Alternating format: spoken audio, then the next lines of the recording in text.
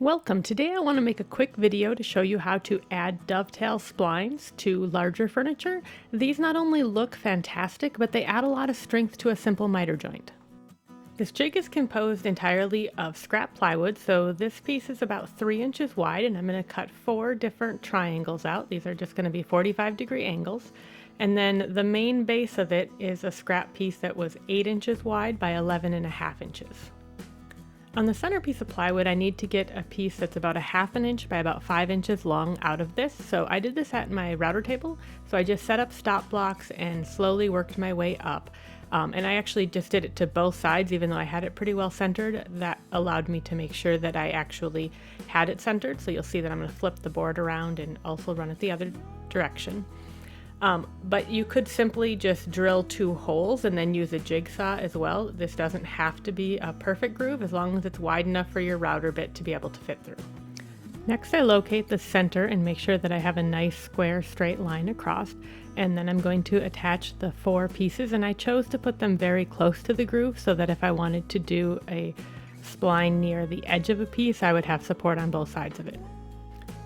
I used CA glue or super glue to hold these in place temporarily, and then I checked this with a block just to make sure that everything still was nice and square. And then I actually used the edge of my workpiece to hold it in place while I added 2 screws. Now you want to definitely make sure that you countersink these screws because your router is going to run right over that space, and you want to make sure that nothing is going to throw off the line of your router.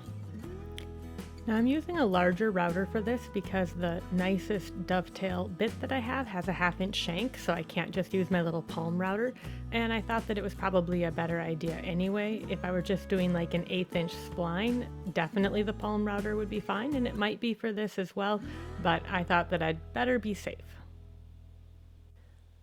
So I'm applying 2 guides to each side of this, and they're about 1 inch wide. And I really want a nice snug fit because as I'm going through the middle of the dovetail, I don't want it to even move, a millimeter or 2 over. That will make it much more difficult to get the spline in there. And a few brad nails are definitely sufficient here to hold this in place. I ran some trials and it worked great, and it was definitely seemed stable enough the way that it was, but I was a little bit paranoid when I was facing down the expensive walnut to do this without clamping it into place, because with this big router I kind of need 2 hands available to really make sure that I control it well. The on off is actually in one of the handles, and so that made me nervous. So I decided that I needed to try to clamp this down in some way, and I tried a couple different things, and by adding just a little piece of plywood that was cut at a 45-degree angle, this helped. I just put a couple brad nails through it, and then I was able to clamp it. And you really only need one of the 4 sides to have that, because you can flip it around on any configuration and at least be able to clamp to one side. If I didn't add the pieces to clamp, I probably would have at least put sandpaper under the other 4 pieces, and I think that would add a little bit of added stability as well.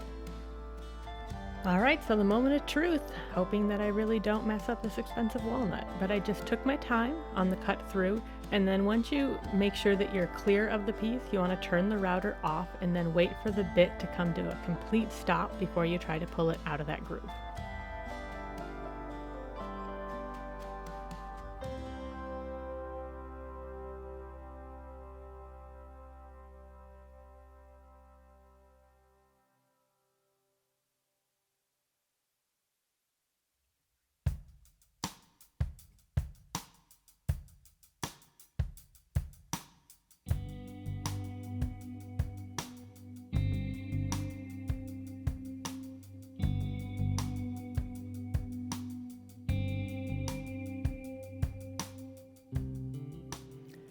For the other sides, I just wanted to make sure that it was symmetrical, so I marked off 1 inch from each side, and I just used one of these simple 1, 2, 3 blocks in order to do that.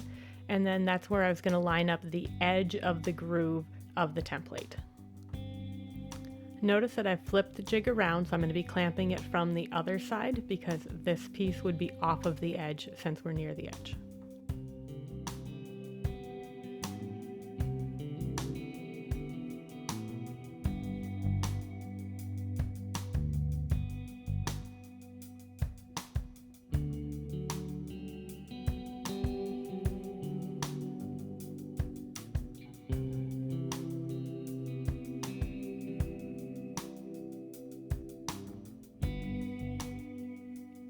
Whenever I make the splines, I just make a bunch of them at once and then just keep a drawer of them, because what takes the most time is getting the setup just right, and it doesn't take any extra time to just make more of them.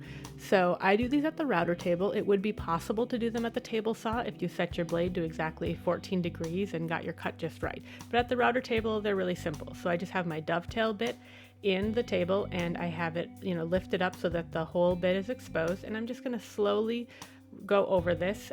The first cut, the bit is barely even touching the wood, and I'm going to do all 4 sides here. So I'm going to run it, flip it around, and then flip it over and do both sides, so that I'm going to be able to get a lot more splines out of this.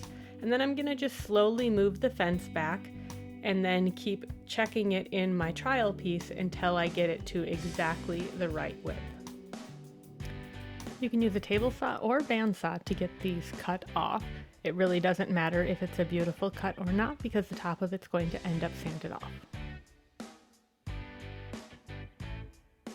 I use the bandsaw to cut these down to like 1 1/4 inches, and they don't have to be pretty by any means.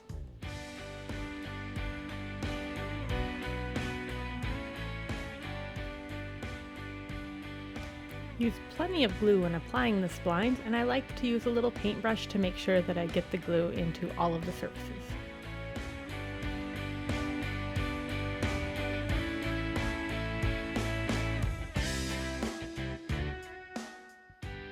I use a hand pull saw in order to flush trim these off, and then I just sand it out.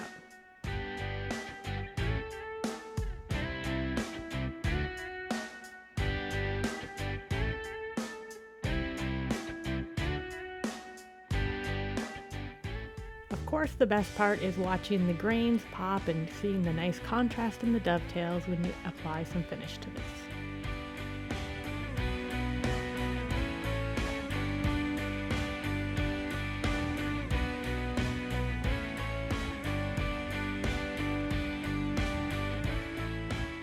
Please like and subscribe if you're enjoying my work, and stay tuned for a video on these push-to-open drawers, the lift top mechanism, and the X legs. I hope that you've enjoyed this, and I hope you have an awesome time building.